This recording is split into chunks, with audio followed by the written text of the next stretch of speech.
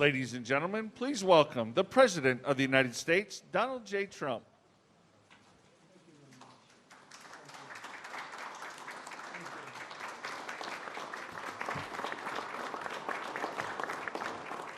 Thank you very much.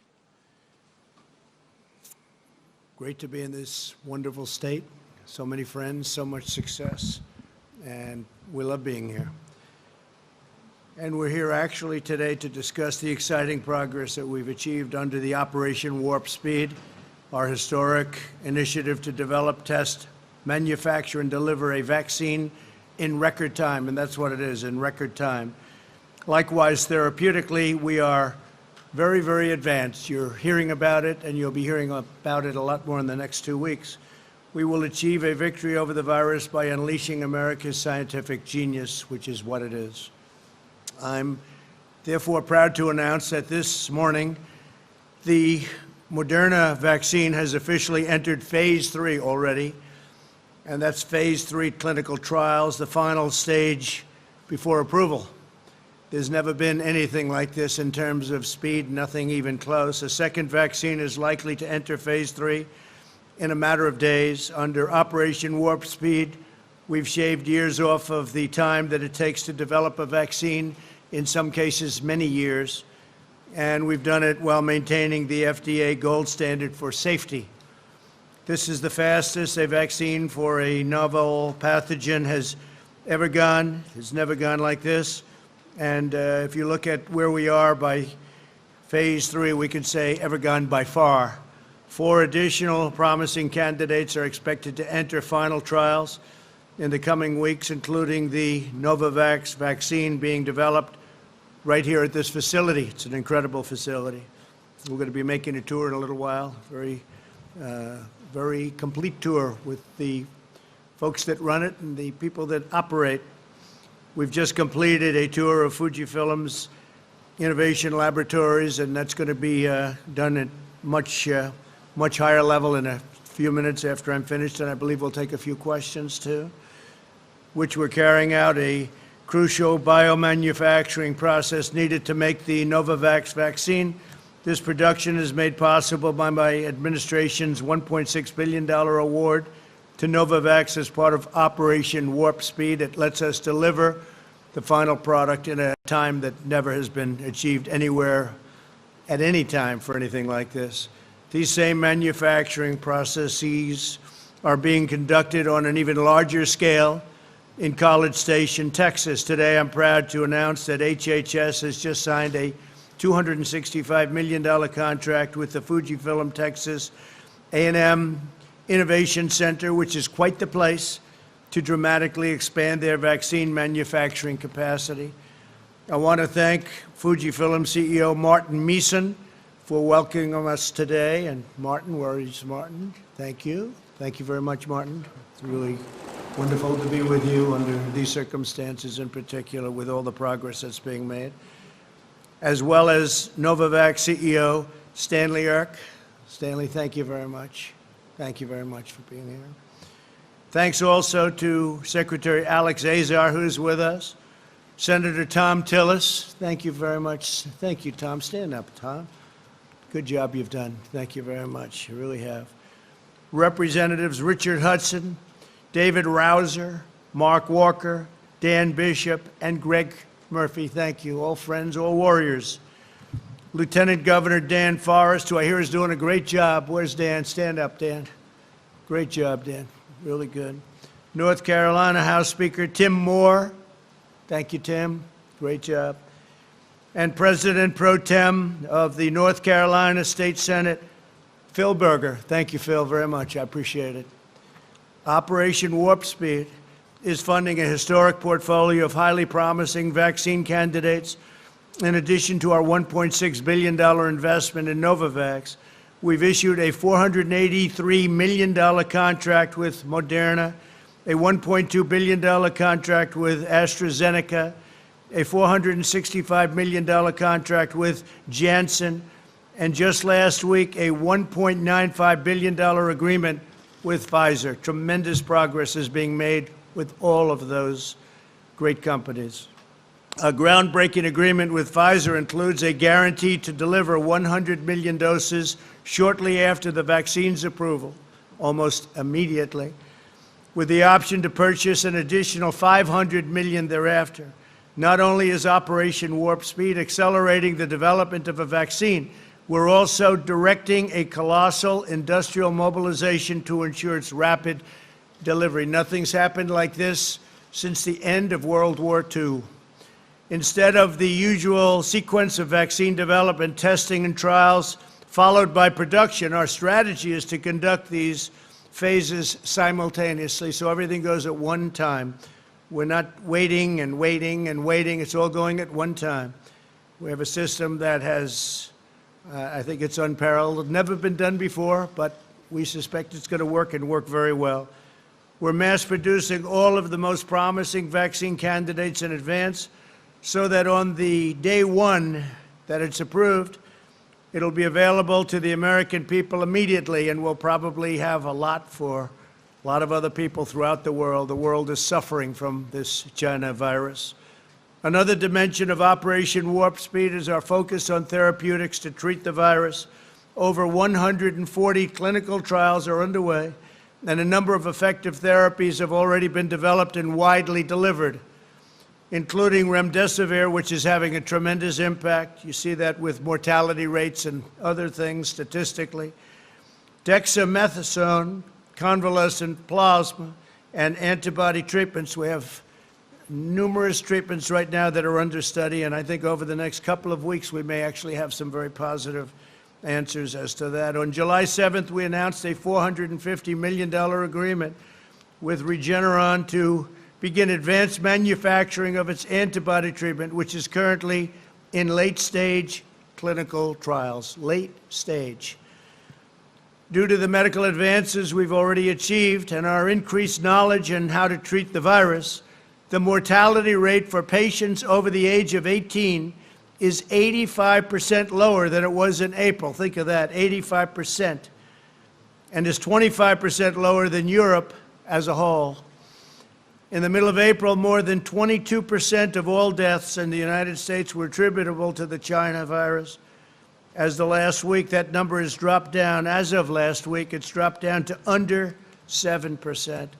To decrease the turnaround times for testing, the first two laboratories have been approved to provide pooled testing, very important. In other words, samples from multiple patients are processed together.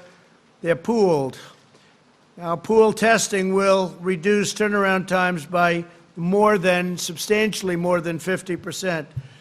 Last week, our Centers for Medicare and Medicaid Services began distributing rapid point-of-care diagnostic test instruments to all of the nursing homes in the United States, focusing on the areas of greatest need, which is our elderly and our nursing homes. What we've already sent includes testing instruments to 635 nursing homes for 196,000 rapid point-of-care tests.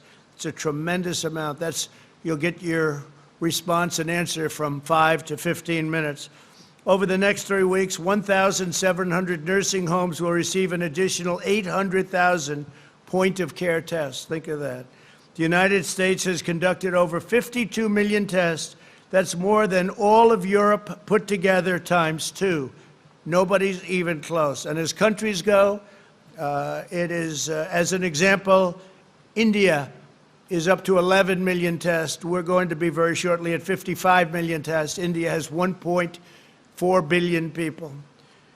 Through our relentless efforts, we've completely rebuilt our stockpile, which the previous administration depleted and did not refill. The cupboards were bare, I say it often. In total, we've now distributed nearly 100 million N95 masks, 35 million surgical masks, 15 million face shields, and much, much more. In addition to that, ventilators, the most difficult thing of all. We are now building thousands a month, and we're distributing. We have all we need in our country, but to other countries that are in desperate need. Other countries are having a tremendously difficult time with the virus. Last week, FEMA sent additional personnel, protective equipment to over 15,000 nursing homes, including 643,000 pairs of protective eyewear, 7 million masks, 34 million pairs of gloves, and 6 million gowns. It's a lot. Over the weekend, cases in Florida, Texas, and Arizona held steady and are now heading down. In Arizona, they're heading very substantially down and rapidly. We've been constant and in constant communication with the states and are surging them resources when requested. They largely had what they needed, but anything they need, we send them immediately. We are totally full. We have everything we need. We get it to the states immediately. We deal with the governors. The relationship with the governors has been very good. These states are not out of the woods, but rigorous compliance with guidelines should allow them to turn the corner and very, very quickly. We are working with every governor and health commissioner across the country to bring a complete individualized analysis to each state, as well as tailored recommendations. States are different.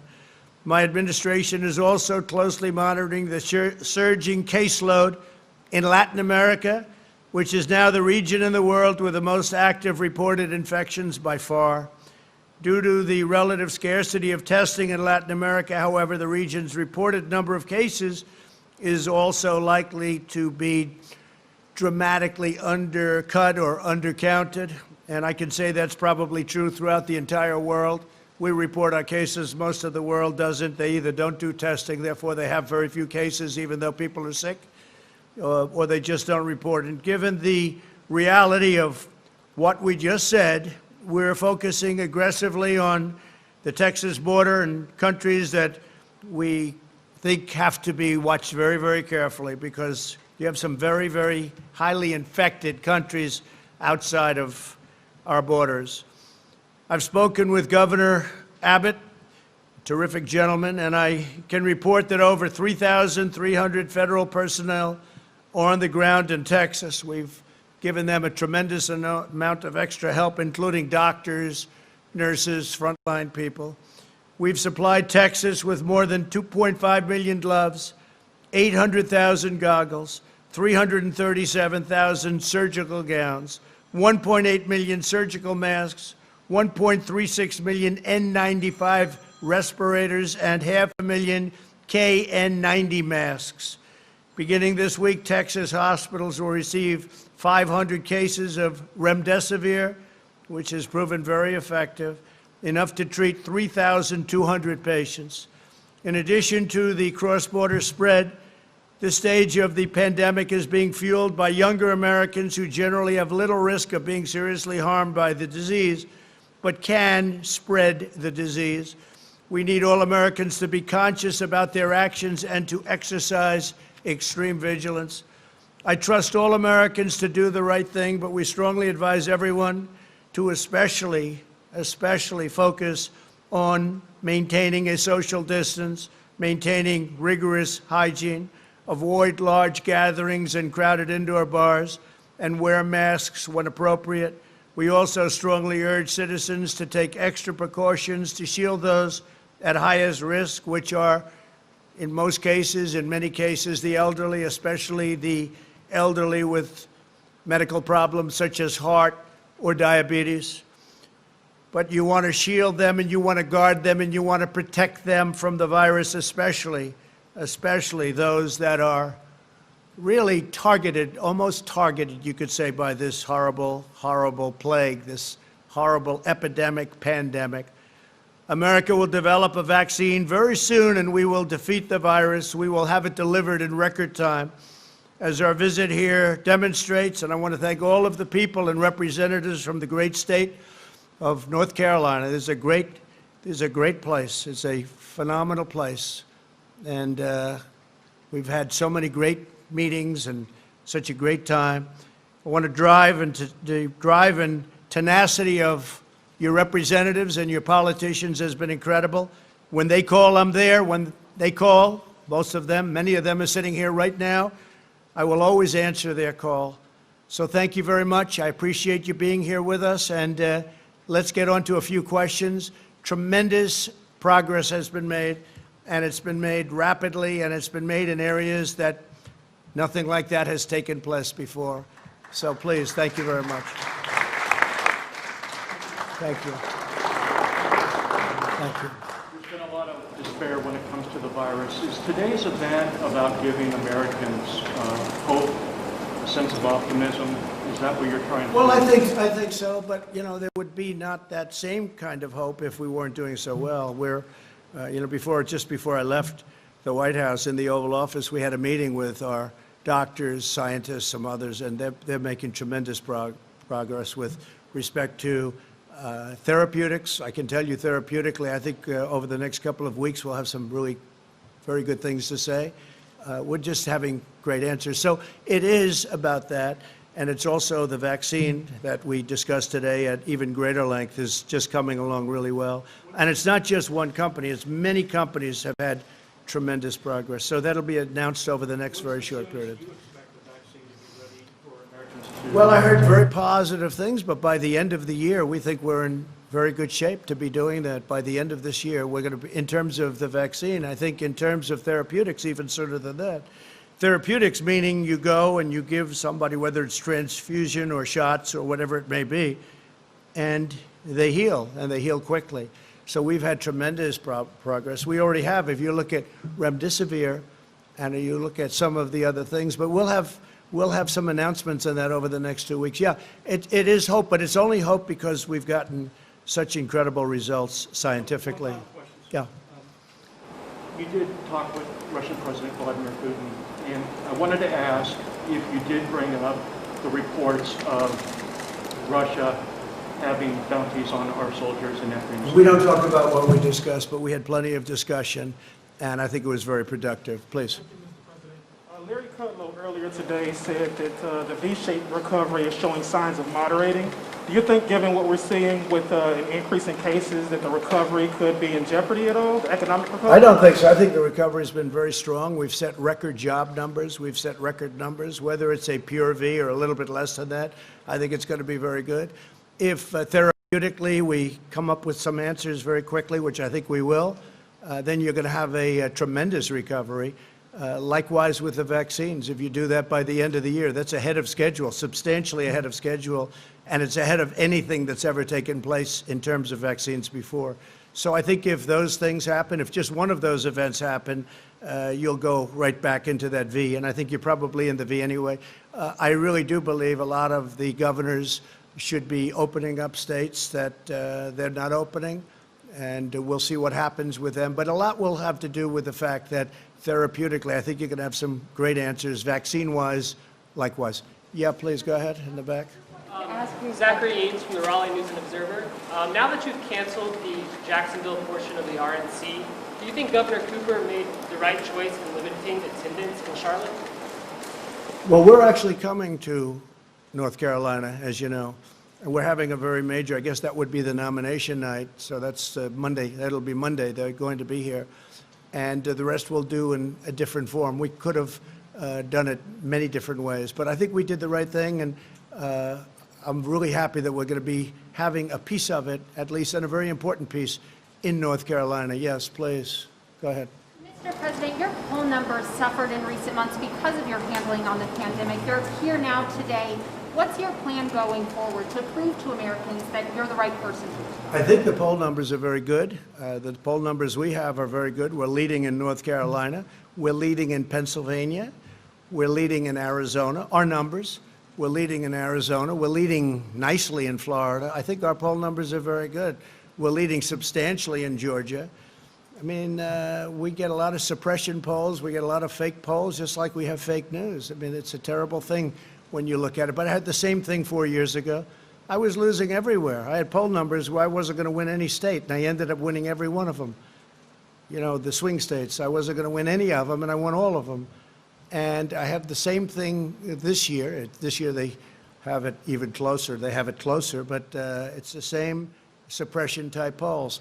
We have polls that show me leading in almost every swing state, and substantially in other states by even more than I won in 16. When you look at Florida as an example, you have thousands of boats out of the ocean, out on the intercoastal.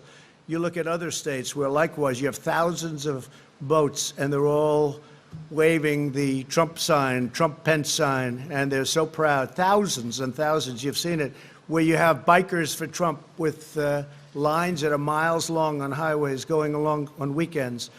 I think there's more spirit now than there's ever been for my campaign, and that includes 2016, where obviously there was great enthusiasm, great spirit. We had great spirit.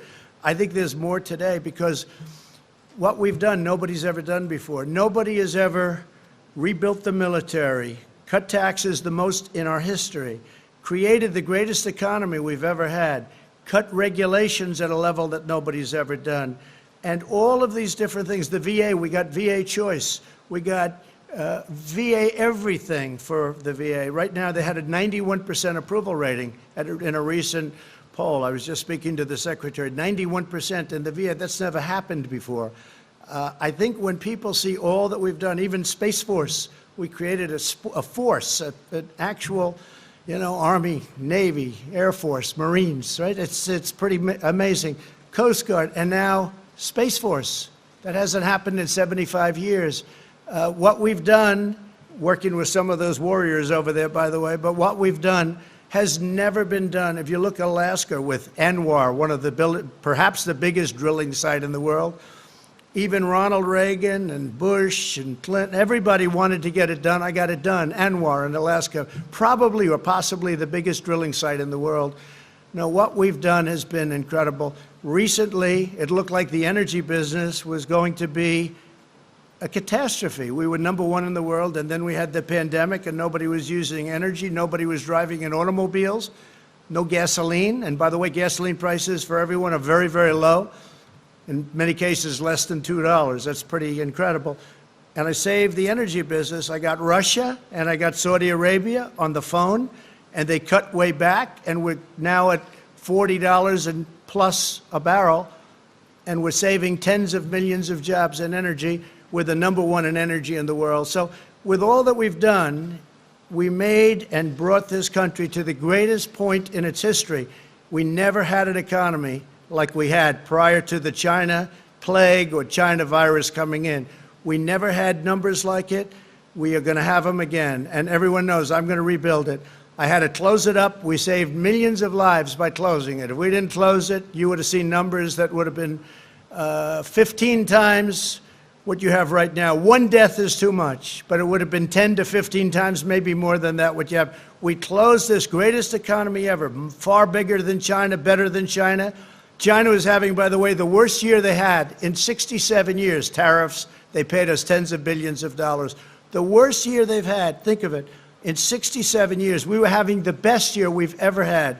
I had to close it, and now we're reopening it. And next year will be stronger. It'll be the strongest year so far. It'll be better even than last year. Okay, thank you very much. I'll be heading back, and I'll see you back at the White House. Thank you very much. We're going to take an additional tour of the facility with your great leaders. Thank you very much to the people of North Carolina. We love being here. Thank you. All